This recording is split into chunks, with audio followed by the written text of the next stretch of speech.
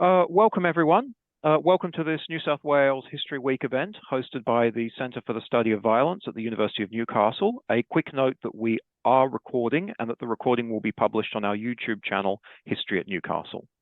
I'd like to begin by acknowledging the traditional custodians of the land, wherever you may be located, and to pay my respects to elders past, present, and emerging, and in particular to the Pamalong clan of the Awabakal people of the land on which the Callaghan campus resides and where I'm located today. Our presenter today, Omer Bartov, is the Samuel Pisar Professor of Holocaust and Genocide Studies at Brown University. His early research concerned war crimes in World War II and the links between war and genocide. He has also written on representations of anti-Semitism in 20th-century cinema. More recently, he has focused on interethnic relations, violence, and population displacement in Europe and Palestine. His latest books include Anatomy of a Genocide, The Life and Death of a Town Called Buczacz, Tales from the Borderlands, Making and Unmaking the Galician Past, and Genocide, The Holocaust and Israel-Palestine, First-Person History in Times of Crisis. He is currently writing a book tentatively titled The Broken Promise, A Personal Political History of Israel and Palestine, which investigates the first generation of Jews and Palestinians in Israel. His novel, The Butterfly and the Axe, was published in 2023. His paper today is titled The Never Again Syndrome, Uses and Misuses of Holocaust Memory in Contemporary Global Politics. Omer, welcome, and over to you. Thank you. Thank you very much for having me. Thank you to all those who are listening. I want to extend a special thanks to Umut Kurt. I got to know him some years ago, and very much through his book, which in many ways is a Turkish-Armenian story, similar to the story that I told in the book Anatomy of a Genocide. About an interethnic community where people of different creeds, different ethnicities had lived side by side, and then at some point in history, they ended up killing each other, or one group attacked the other.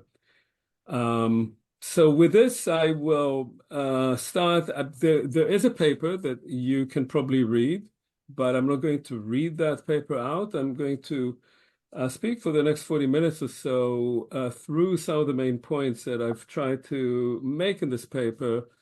I wrote this some time ago, a couple of months ago. Things have generally not changed that much as far as the argument made in this paper is concerned, unfortunately, and in many ways have actually become worse. So hopefully if we have some time for questions, we'll talk about that too. So the first thing that struck me as I was thinking about this paper was that recently, in recent months, the Holocaust has sort of taken center stage again in various ways. There's a great deal of talk about the Holocaust, and it comes after a period when Holocaust studies, courses on the Holocaust have somewhat diminished. The interest that there was in the beginning of the 21st century has diminished somewhat, and it's come back. And with it has come also an ongoing debate on the question of anti-Semitism. Is anti-Semitism rising? Is it being used as a tool to silence certain voices? But it is now something that only a few years ago we thought had kind of disappeared and moved to the margins. Now there's a great deal of talk about anti-Semitism in various quarters, on the right and on the left, in Israel and in Europe and in the United States. And it interested me, this question. Now, if you ask most Israelis and not a few Jews, certainly in the United States, although how many is a question, and it would be difficult to generalize, there is a great deal of anxiety about what is perceived as a rise in anti-Semitism and as a danger of the Holocaust, this looming event of the past, again a real and present danger to Jews. Interestingly, at the same time, there has been a similar argument coming from the side of critics of Israel, of Israeli policies, Israeli occupation, and particularly since the war in Gaza, that it is Israel now that is the main present danger, and that Israel is in danger of, or indeed is implementing genocidal policies. And so on both sides of this, if we can call it debate, we see arguments about anti-Semitism, about racism, about genocide, and about the Holocaust taking center stage. Now, I would say that it's interesting, first of all, to think that there is a strange similarity between extremist views on both sides of not just the debate, but the actual conflict that is ongoing in Israel-Palestine. That is that within extremist Israeli circles, Jewish Israeli circles, especially national religious circles, which are now heavily represented in the Israeli government, there is an urge that is spoken about quite openly to create a Jewish halachic state, that is, a Jewish religious state, a kind of Jewish theocracy from the Jordan to the sea. Actually, just I'd say about an hour ago, I was listening to a report on that on Israeli television. That would be a state, if it is created, that would hypothetically have 7 million Jews and 7 million Palestinians living under Israeli rule, not any longer under the facade of an occupation, but actually areas to be annexed to the state of Israel, which would make it thereby into an apartheid state, full on. Now, that does not mean that that's the general view of most Israelis, or that's what most Israelis want. That's to be debated, but that is a view that is represented now in the Israeli government. There is the opposite view, and that's the view of Hamas, which was already in its charter from the late 1980s, which is to create an Islamic state in all of so-called historic Palestine. Historic Palestine simply means Palestine under the British mandate between the early 1920s and the end of British rule in 1947. And so in that view, that would be an Islamic state that would be ruled by Palestinians, and the number of Jews allowed to live there is disputed, but would not be a large number, and it would be a group that would be under hegemony of the Islamic State. Now, as I will say later, obviously these two extreme views are in many ways nourishing each other. They are parasites of each other. And in situations of tension, of fear, of anxiety, of extreme violence, they tend to take center stage. In periods of hope, of negotiations, when people see a future, these extremist views tend to be less popular. So what I will be talking about now is really the following. First of all, I'll raise the question that is important to many people speaking about the Holocaust of, is the Holocaust unique? And if we think that it is unique, a unique event in history, what does that mean? What is the price of thinking that? Secondly, I'm interested in what are the sort of lessons that we learn, or if we learn any, from that event of the Holocaust. And finally, I'm interested in the question of terminology. That is, when we speak about the Holocaust, about anti-Semitism, and about genocide, does that help us to understand what we see right now? Do these terms help us to understand the reality that we are viewing right now? Or do they lead to increasing obfuscation or are used as tools, as instruments for political purposes? And I want to make one last comment before I launch into this, which is that and that's part also of the research that I'm doing right now. As was mentioned, I'm writing a book that is based on interviews that I conducted with large numbers of Jews and Palestinians in Israel. So the Palestinians I spoke with are Israeli citizens. And it's about my generation, the first generation born after the creation of the state. And one thing that was quite clear in speaking with members of their generation is that many of them have a kind of inherited trauma. They grew up in homes where the parents had undergone significant trauma, whether it was because they were survivors of the Holocaust or fled Europe before the Holocaust, but in any case were displaced and persecuted and lost large parts of their families, or they were Palestinians who were the remnants of what was the Palestinian population of Palestine, of mandatory Palestine, before 1948. Only 150,000 remained in what became the State of Israel. And those who remained, many of them were internally displaced. And so people of my generation who grew up as Palestinians in the State of Israel grew up in homes that had undergone a destruction of their own society and culture, often also internally displaced in the sense that they no longer lived in the homes that their parents had lived in and their grandparents, in the villages, in the towns, but had to move elsewhere.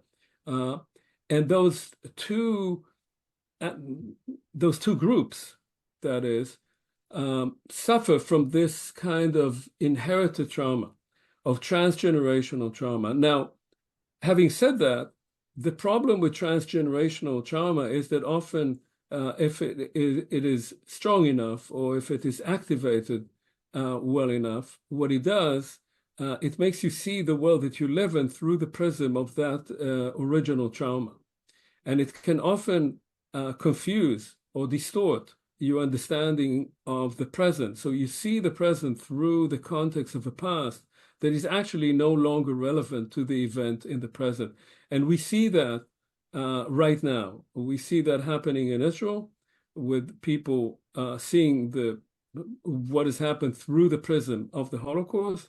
And we see that in large part also on the Palestinian side, in the sense that the fear, which is not entirely unjustified, in fact, of the ongoing, but also of the accelerating Nakba, the expulsion of the Palestinians, is very much on everyone's minds. So the past and the present tend to get confused with each other, often in a way that makes understanding an analysis of the present and trying to think of a better future very, very difficult. Okay, so now I'll talk about some analytical issues. The first is the question of Holocaust uniqueness. So what do we mean when we talk about Holocaust uniqueness? I think that most scholars today would agree that the Holocaust, like many other modern genocides, had unique aspects to it. There's no other genocide in which there were extermination camps. And there's no other genocide in which such large numbers of people were transported on an efficient rail system from one place to another in order to be killed in these sort of killing centers. So at least on this count, the Holocaust has unique features. But most historians would agree today that the Holocaust is part of a general phenomenon of modern genocide and has much in common with many other genocides going back, if you like, to the genocide of the Herero in German Southwest Africa in 1904, the genocide of the Armenians in World War I, and subsequent genocides such as in Bosnia and Rwanda. Now, if you claim that the Holocaust is unique, what does it actually mean? Why do people make that argument? What is the price and what is the benefit of this claim? Now, I want to first touch on the case of Germany, because my argument would be that there are two groups that still insist quite vociferously on the uniqueness of the Holocaust. In fact, what they're saying is that the Holocaust is unique to them. That is, that in their own history, the Holocaust has a unique place. Now, for Germans, obviously, having over decades come to terms with the fact that Germany was engaged as a state in the extermination of somewhere around 6 million Jews, that is a unique event in German history and has had huge repercussions for Germans and for the way Germany was reconstructed after the war, and indeed today for German national identity. And that process is a pretty extraordinary process that a country succeeded, not immediately and through a long-term struggle, internal struggle, but succeeded ultimately in recognizing what it had done and trying not simply to come to terms with it, but also through a variety of ways to reach a restitution agreement with the State of Israel, to teach that event, to commemorate it, and eventually to build a unique monument to the German genocide of the Jews in one of the best pieces of real estate in Europe, in the heart of Berlin. So that, as such, is actually a laudable process. And I have to say personally that, when I started going to Germany in the late 1970s, there was none of that. There was extraordinary denial of German national complicity in the Holocaust. And many of the people who were involved in changing that mindset are people of my generation in Germany, teachers, academics, who were involved locally and then nationally in creating this new sense of responsibility for what had happened in the past. But this has a price. And the price we can see now.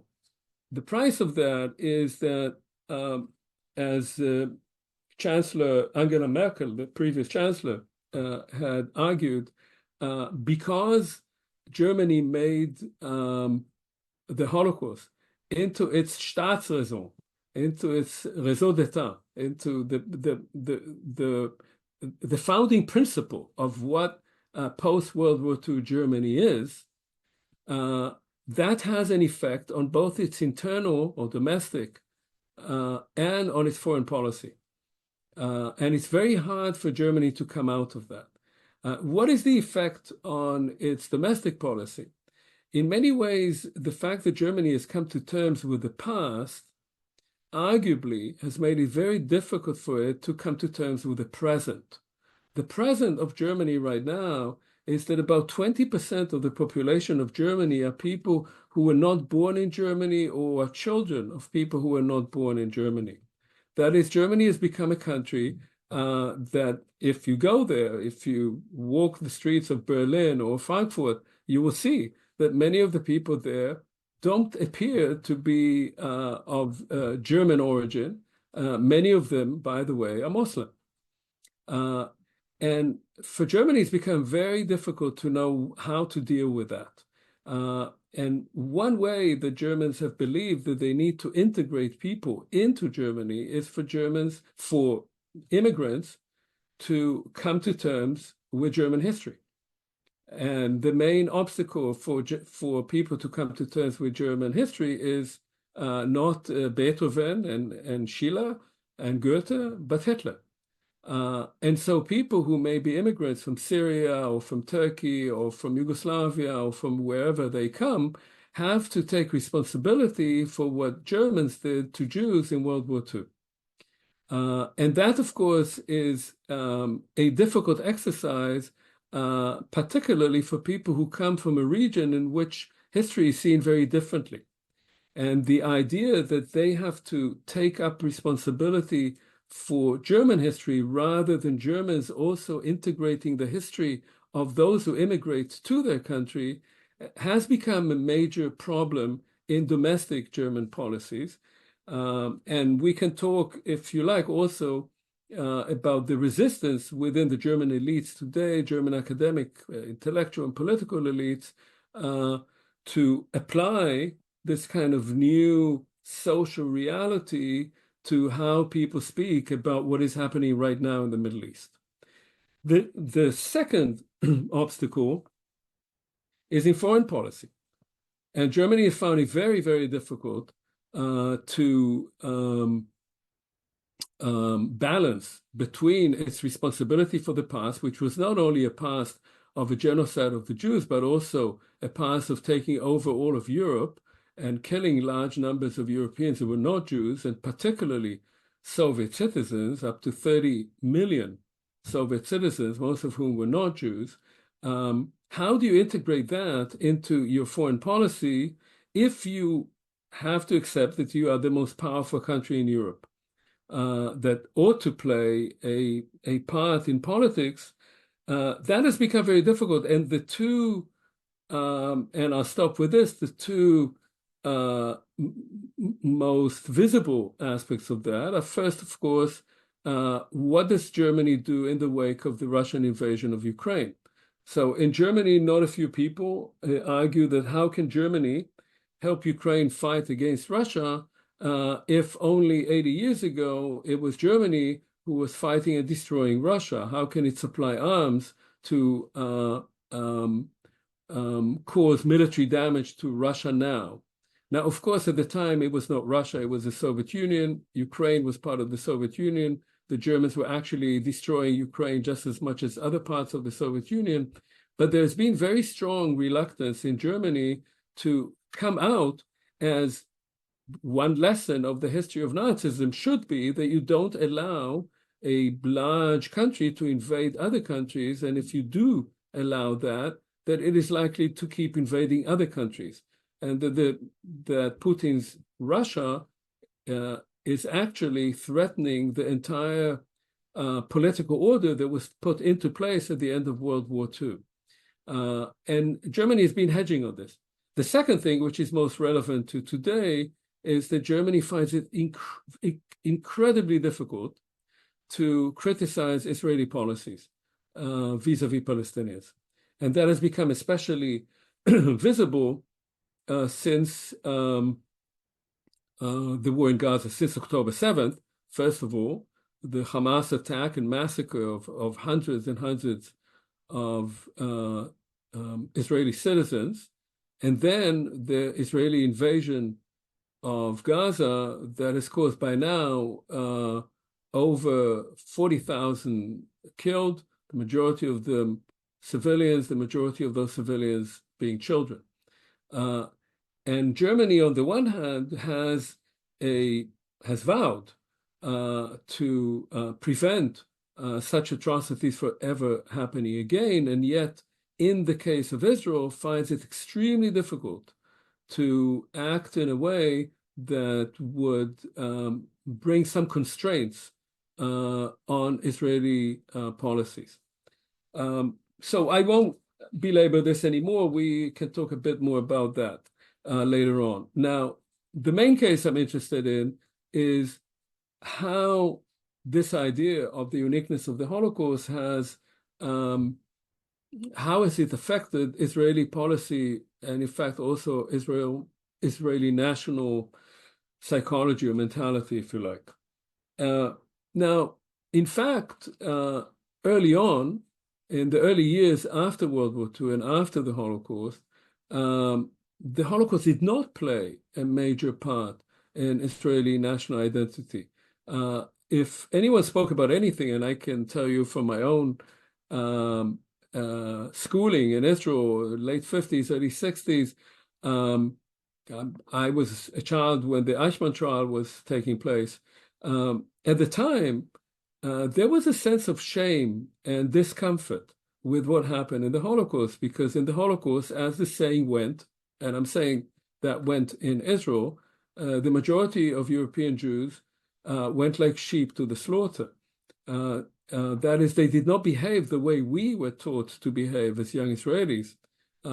They did not resist, they did not fight. This was the argument. I'm not saying it's true, but this is the way, the kind of narrative. There were those who did. Mordechai and Ilevich, the rebels of the Warsaw Ghetto, they fought back, and they were our model because they behaved the way we were taught that we should behave. So initially, there was great discomfort with the whole story of the Holocaust. And of course, there were many survivors on the streets at the time. And there was also a sense of discomfort with the survivors, even if they were members of your own family. Now that changed. It started changing with the Eichmann trial, that's true, because in the Eichmann trial, over 100 witnesses spoke about their experience in the Holocaust, something that had not happened before. It was not part of the Nuremberg Tribunal. So it started a certain change, but the main change comes later than that. The main change comes in the wake of the war of 1973, which was a traumatic war for many Israelis of my generation, and I was then in regular service, and older men who were reservists, and older women who were reservists as well.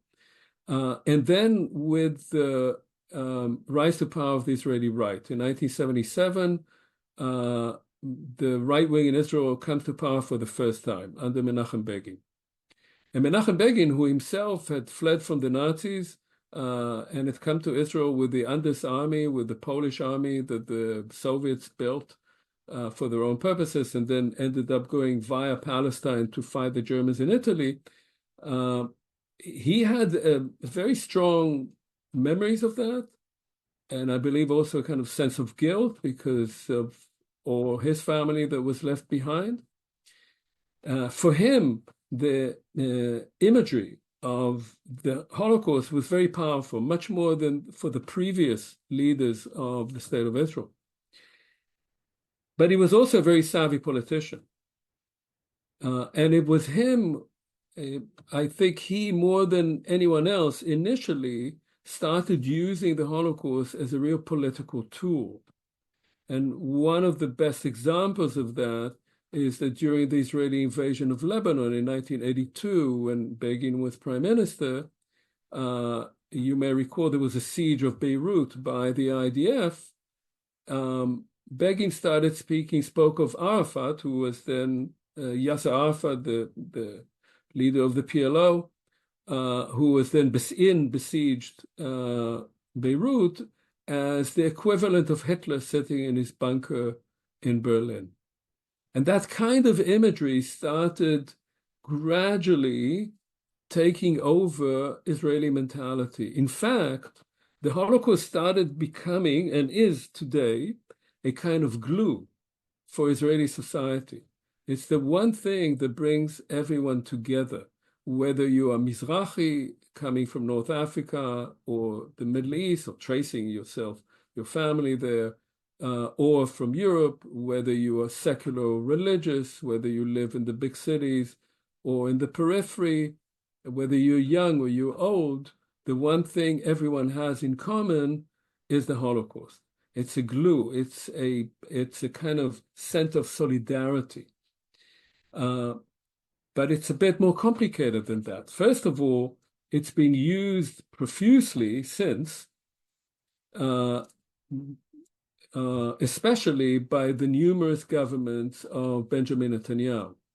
The threat of another Holocaust, if you like, scaring the population into this fear that another Holocaust is about to happen, whether it will come from Iran or from Hamas or from Hezbollah or from whoever, speaks and triggers a whole set of fears and phobias and memories, collective memories, within the Israeli population. We saw this, of course, immediately after the October 7th attack, when it was very quickly described as the largest killing of Jews since the Holocaust. Now, whether it was that or not, one can argue, but speaking about that massive massacre in direct connotation to the Holocaust immediately triggered all these fears of a genocide, of another genocide of the Jews. That also played into initially Israel wanted to speak of Hamas as being like ISIS, like Al-Qaeda. But that didn't really, many people didn't even remember what ISIS was. And so the rhetoric switched very, very quickly to speaking of them as Nazis. And in fact, that's how they're referred to in the Israeli media on a daily basis. And Hamas, I must say, from my point of view, a pretty despicable organization. And it wouldn't be bad to see them disappear. Of course, they won't, but at least their leaders. But they're not Nazis, and they have nothing to do with the Nazis. There's no similarity. Two groups can be evil and yet be totally different. But the use of that term is very potent within the Israeli context because it evokes all those images of the Holocaust. So a second thing that is very important to understand in this uniqueness of the Holocaust within Israeli mentality that people started speaking about already in the 1980s, and I was then quite young, but I also started talking about it then. In the late 1980s, during the first Intifada, is that it creates a very strange mechanism or dynamic. On the one hand, this constant harping on the Holocaust gives one a particular license. It tells you, if you draw the conclusion of what happened in World War II, and you argue that all the other nations stood by as the Jews were massacred, then your conclusion has to be that if there's any threat on you, any threat against your existence, you have license to do whatever is needed to make it go away. So it gives you a carte blanche, and it removes you from any responsibility to anything such as international law, such as norms, normal kind of morality and ethics that we would usually recognize, because now you are in a threat of Auschwitz. That's what's looming in the background.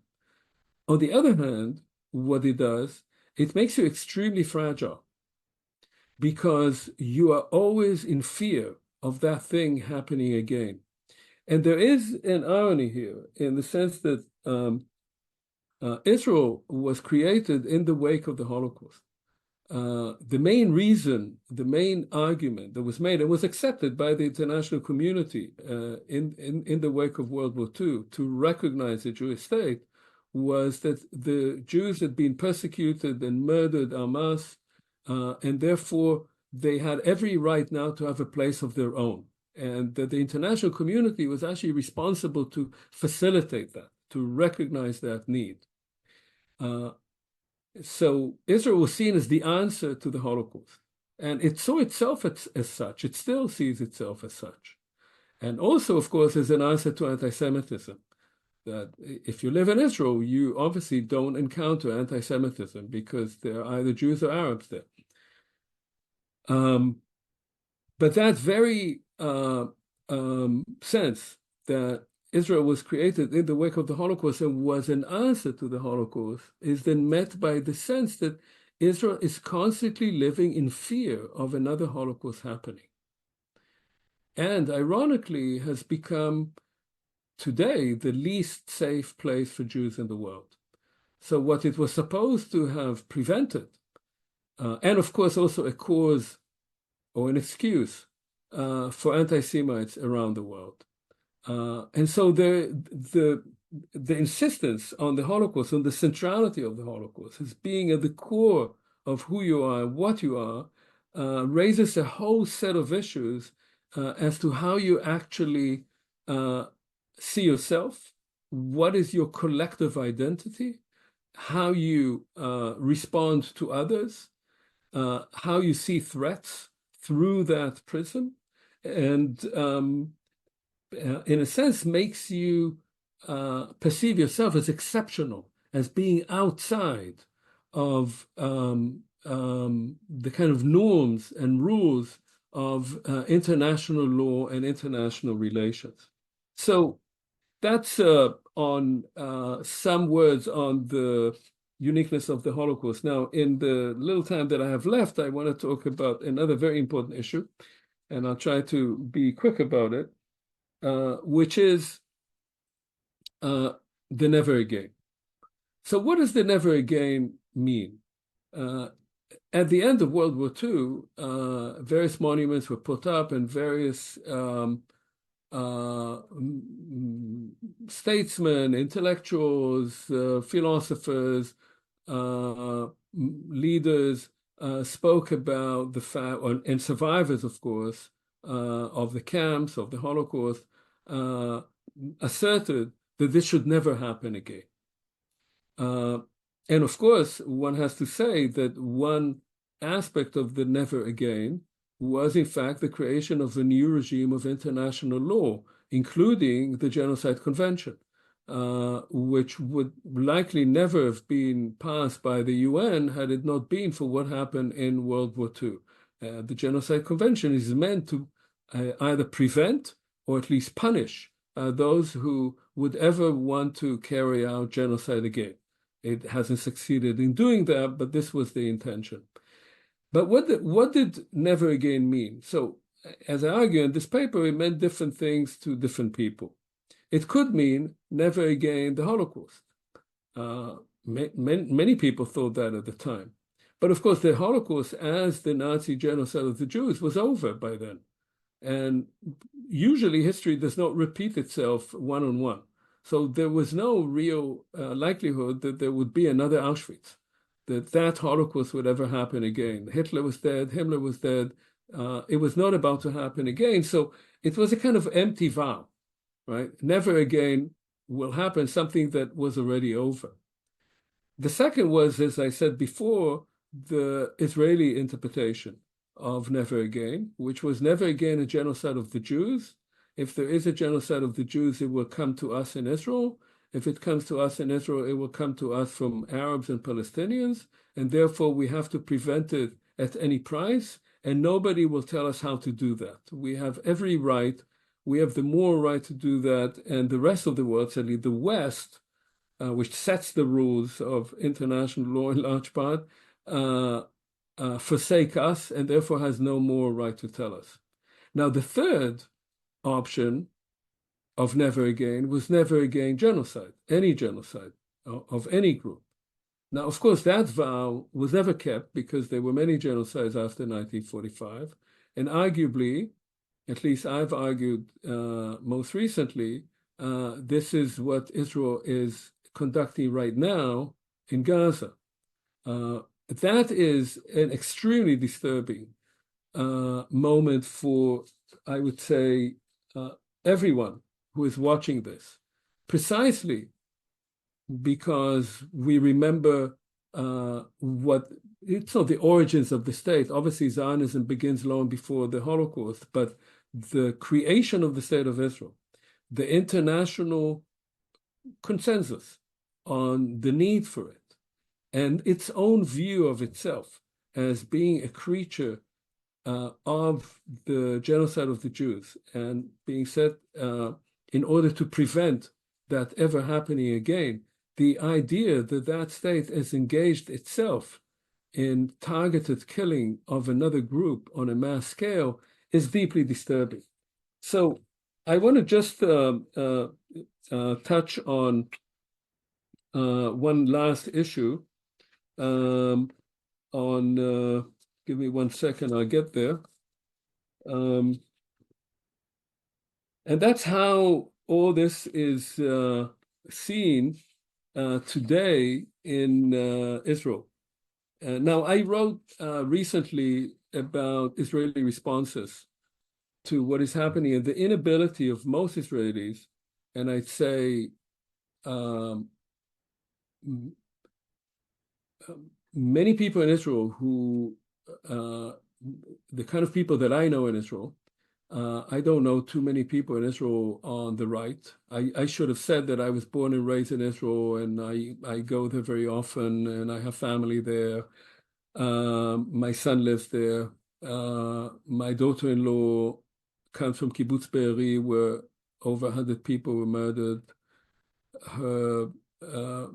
A member of her family is, in fact, still a hostage in Gaza. So I have very close connections with that place, although I've been living in the US for the last few decades. And I was visiting there in June, and I was struck by the fact that the people that I know, who are mostly liberal, left wing of this kind or another, who have never supported Netanyahu, would never come close to people like the Minister of Internal Security, Ben-Gvir, or Smotrich, who is sort of the settler movement. Many of those people, despite the dislike of the right wing in Israel, are showing no ability for empathy with the fate of Palestinians in Gaza now, including many of those who are protesting daily on the streets to have a ceasefire, to exchange the hostages for Palestinian prisoners.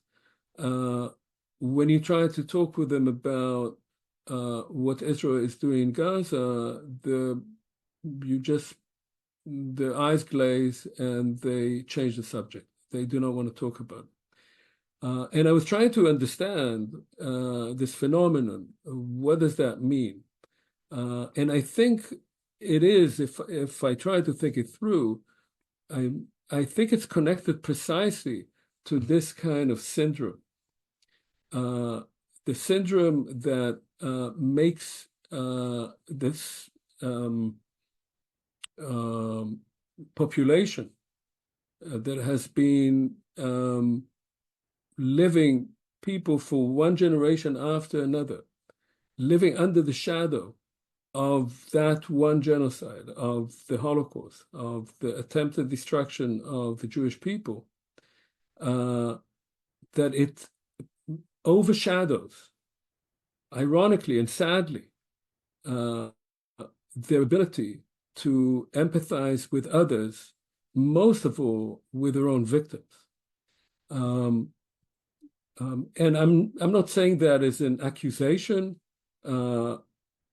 Obviously, when a country is engaged in war crimes and crimes against humanity and genocide, people should be brought to account, and hopefully will be, although I can't say that I'm optimistic about that, but I'm talking about the part of the population in Israel who are people who otherwise are well-read, well-educated, see themselves as humanists, well-traveled, and yet are unable to see face to face the crimes that are being committed in their name, and in part because they're not simply complicit in those crimes. Their own children or husbands or grandchildren are actually among the troops who are carrying out that. And as I wrote in that piece, and I'll conclude with this, as I wrote in that piece, when I started my academic career, I studied the crimes of the German army on the Eastern Front, and I was interested in what motivated the German soldiers to fight And I was writing about their indoctrination, what kind of worldview they had internalized before they went to the army, and then the indoctrination they underwent in the army, and how that led them to see the enemy as inhuman and to commit terrible crimes, as I said, at a price of about 30 million people, the most destructive war in history. And yet they saw themselves not as committing crimes, but as protecting Germany and, in fact, all of Western civilization from what they call the Mongol Asiatic hordes and the Judeo-Bolsheviks. They saw them as human animals. And that rhetoric has now reached a new height within Israel, in the media, everywhere, including among people who you would have thought, and I had thought, were civilized people, people who would be able to tell the difference. And they cannot. And one hopes that somehow there will be a way of changing that. Because when a society finds itself in this kind of dynamic, the results can be dire for that very society itself, and we are seeing it happening in Israel right now. That is, that if you lose your sense of ethics and morality, then you are bound to lose also your values vis-a-vis each other. And Israel now is unfortunately in the process of becoming an increasingly authoritarian police state, with those very majorities that are supposed to fight against it somehow losing their moral conscience. Okay, I'll stop here and hopefully we'll have some time for questions. Thank you.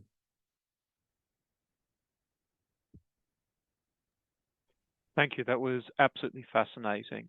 I'd like to open things up to questions now. There's two ways you can ask questions. If you want, you can type it into the Q&A, or otherwise, especially if you've got your full name in your Zoom handle, feel free to put up your hand and I'll invite you to step in. And perhaps I might shamelessly use my position as chair to ask the first question.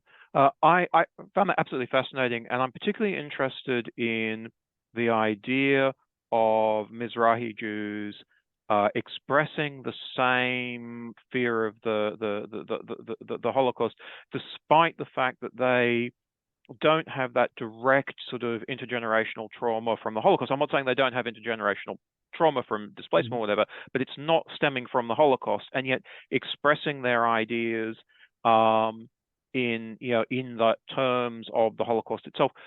Do you see that as displacing the memory of or overwhelming the memory of the displacement of Mizrahi Jews, or do you see that as the story of the Mizrahi Jews being wrapped up into that narrative of the Holocaust? It's a very complicated question, I must say, and there's no simple answer. There's actually a really good book on that by an Israeli historian, Hillel Cohen from Jerusalem, who tries to talk about the triangle of Palestinians, Mizrahi Jews, and Ashkenazi Jews. So for quite a while in Israel, Mizrahi Jews were generally sort of looked down upon by Ashkenazis. And part of the looking down, apart from the kind of Orientalism of Ashkenazi Jews, that those people who often were better educated than them, especially those who came from Iraq, just Arabs, primitives, there was also the question of the Holocaust, that the Ashkenazi Jews had the Holocaust and the Mizrahim didn't. So in part, what happened over time, partly there was scholarship that showed that there was persecution of Jews in North Africa. So it's not that they were exactly safe from the Nazis, although still it was not at all at the same scale. But partly it came to be realized, as I was saying, that the Holocaust is in a sense a glue of solidarity, that the way to become part of Israel, a full member of Israeli society, is to see yourself potentially, at least, as a Holocaust victim. You could have been, had the Germans come. After all, had Rommel come through Egypt, then there was an Einsatzgruppe waiting just to go to Palestine and finish the job there too, and I'm sure that they would have. So it became something that if you wanted to be a full-blown Israeli like everybody else, then you have the Holocaust to put everybody together. But there is another side to it. And the other side is that people who came from Iraq, from Morocco, from Tunis, from Algeria, they came from Arab countries. The first generation spoke Arabic. They had lived in Arab culture. And in that sense, they were, and for a while, it was a reality. They could have been the connection between the Jews in Palestine / Israel and the Palestinians. But in order to become integrated into the Ashkenazi elites, to become part of this full-blown Sabra Israeli, they left it behind. And thereby they also betrayed their own culture. They betrayed often their parents. There's a huge amount of guilt going on there because they left the language behind. They wanted to be like those people who came from Europe. Now, if you look at it from the point of view of a Palestinian discourse, it's also very complicated because almost half of the population of Israel actually traces itself not to Europe, but to Arab culture. Quite apart from the fact that Israel, with all its anti-Arab and anti-Palestinian rhetoric, has become increasingly Arabized in a variety of ways. Words entering the language, the cuisine, the mannerisms. It has become what Hannah Arendt was so afraid of. It became more Oriental, meaning more of the place. But this fear and this reluctance, you can say, I'm a Polish Jew, I'm a Hungarian Jew. But if you say I'm an Arab Jew, apart from a small intellectual elite of Mizrahi Jews who assert that, most Mizrahi Jews would see that as offensive. And so the Holocaust, in that sense, brings everybody together. What is the difference between me and the Arabs? Well, I would have been a victim of the Nazis.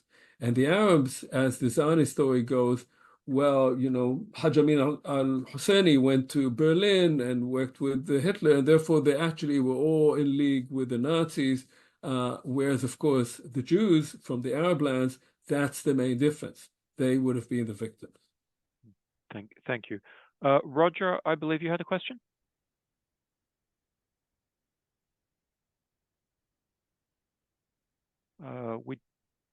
Unless he's muted. We don't seem to be able to hear Roger. Maybe we'll go to Umit first. Yeah. Can you hear me, guys? Okay. Yep. Yeah. Perfect. Thank you so much, dear Omer. It was really fascinating.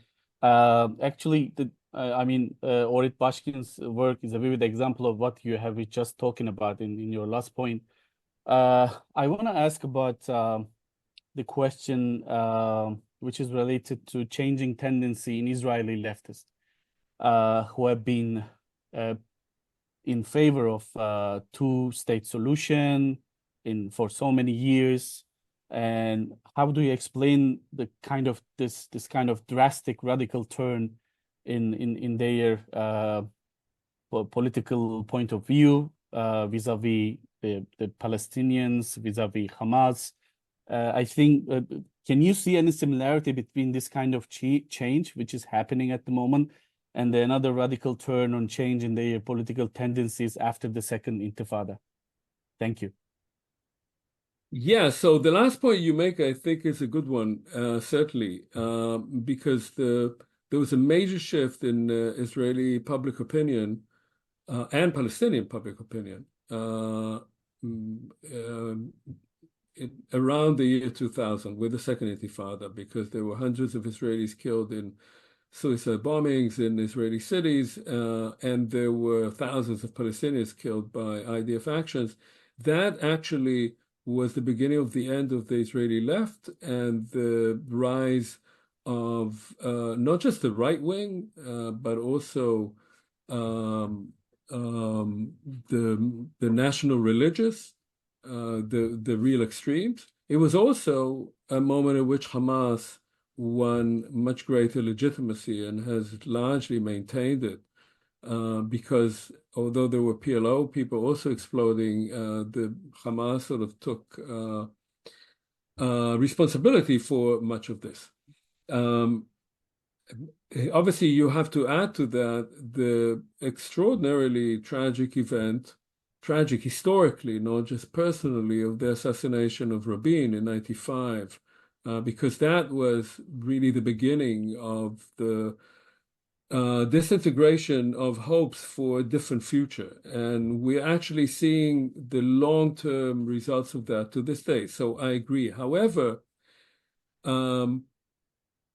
what happened on October 7th, if you try to analyze how does that affect Israeli attitudes, there was a very strong sense in Israel that the state had abandoned them. And that sense remains. It has not created solidarity with the state or with the government.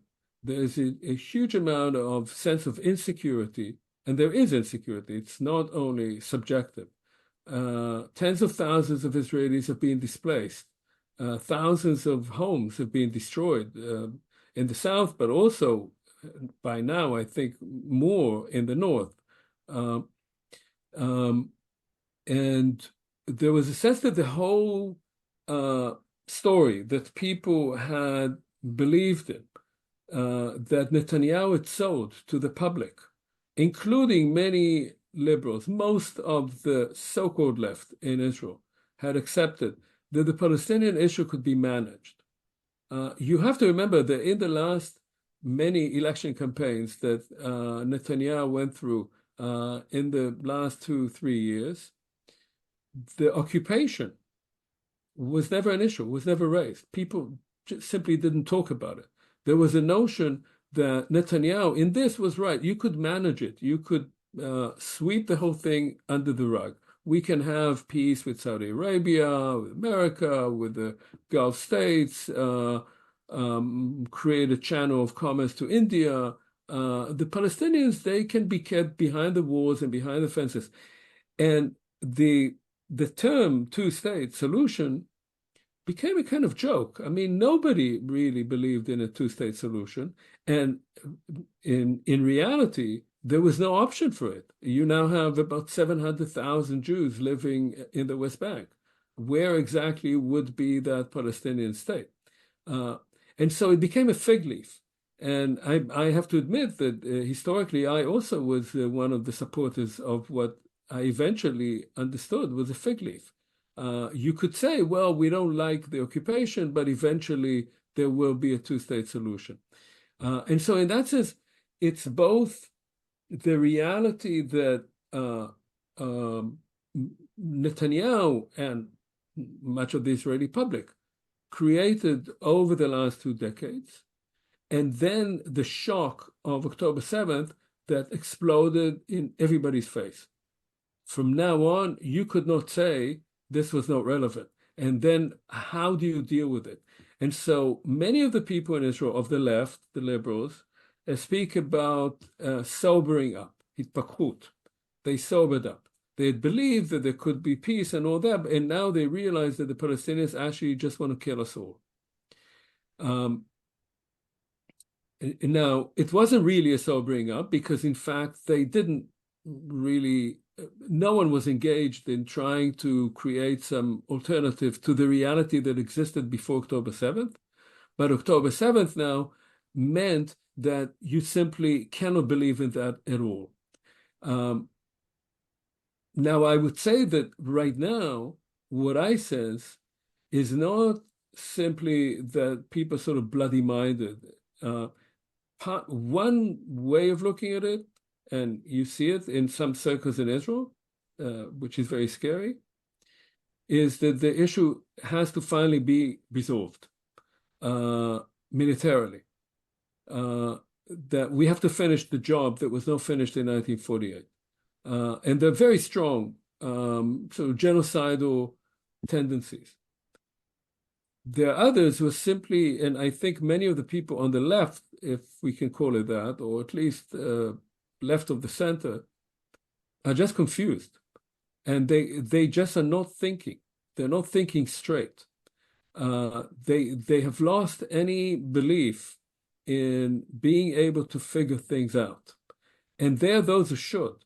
So what you have now is there's no intellectual or political leadership, with very few exceptions. The only person who's been speaking among Israeli politicians, but he's a has-been, is Ehud Olmert, who has spoken several times in completely rational terms about the needs to stop the war and use diplomacy. But by and large, most of the public, including the left, is not there yet. I think it's possible that this will change, that people will come out of the shock. But the Netanyahu government is doing everything it can to continue this kind of shock and awe on the Israeli public itself. And people just are unable to wake up from the nightmare that they feel that they're living through, even as they are visiting in extraordinary destruction, both on Gaza and, of course, also on the West Bank, increasingly so. We have some questions in the chat. Philip Dwyer says, thanks, Omer, fascinating talk. So if the two-state solution is dead, is there a realistic alternative other than an apartheid state? So, I mean, there are sort of three alternatives. One is an apartheid state, and it's probably the most likely one for the future, for the near midterm future. There is already an apartheid system in the West Bank. There is no system right now. There's just massive destruction in Gaza, but that's what the Israeli government seems to be aiming at. It's wrong, by the way, to think that Netanyahu is just doing what he's doing because of pressure from the right wing and because he just wants to stay in power, because he fears going to jail, which is all true. But it's more than that. I mean, the plan is really to make Gaza into the West Bank and to institute some kind of apartheid system there. Whether Israel will succeed or not, I don't know, but it's certainly possible, and it could last, as we know. It could last for 1, 2, 3 decades. Eventually, it will implode, but it can happen. The second is what the real extremists want, is ethnic cleansing and genocide. And that's ongoing in Gaza. I mean, the population there is just being destroyed, not only physically, but also mentally.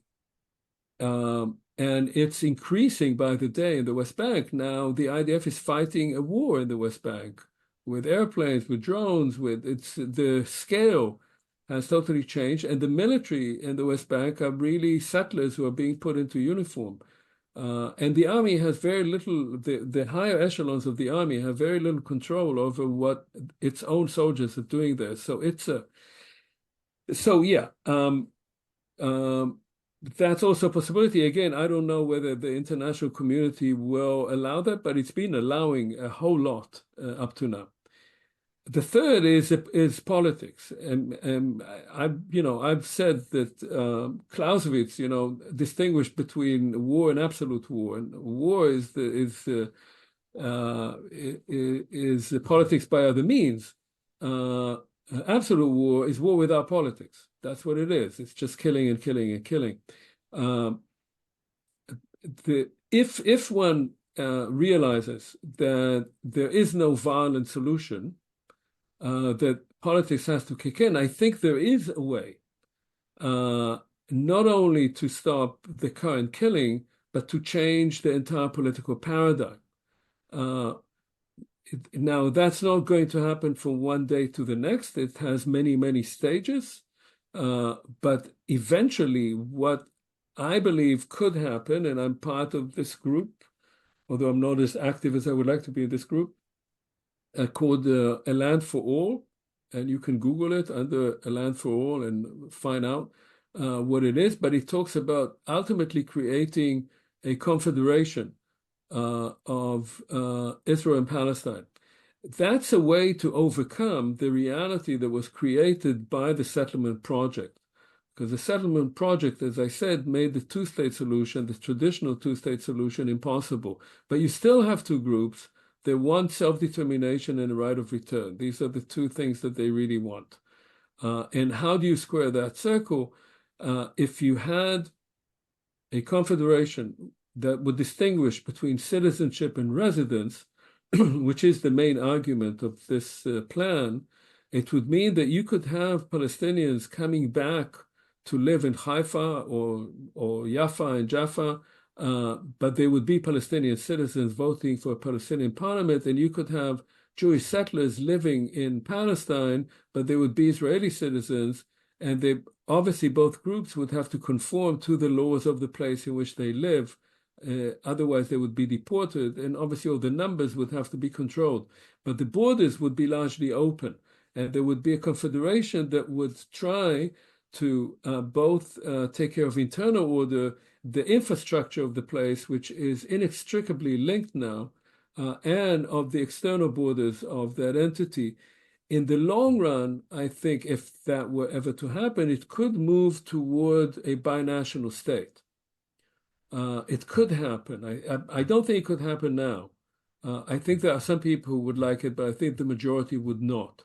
But in the long run, if people learn how to live together, then the importance of the borders would diminish.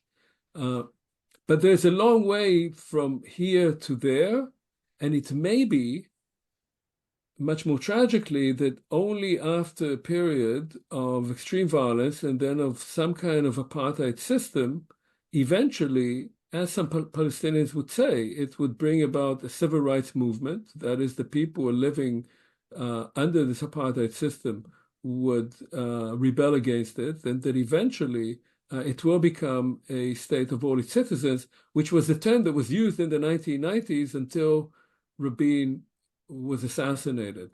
And I know it sounds like a pipe dream, but I actually believe that one has to think forward and not only through catastrophic scenarios, because unless you do that, you're playing into the hands of the extremists who are living off this catastrophic vision. That's actually what both sides have, a total destruction, and they neither side cares about the lives that are being lost in the process. Thank you. I'm conscious of the fact that we've gone a bit over time and it's quite late where you are as opposed to where we are. So thank you very much for an absolutely fascinating paper. Just before everyone goes, a quick note that our next University of Newcastle, New South Wales History Week event will be on Friday, the 13th of September from 10 to 11 a.m. And our speaker, Catherine Colliborn, will present on finding out about the histories of vagrant lives and resonances with the present. And that event will be online only. But for now, thank you very much, Professor Bartov.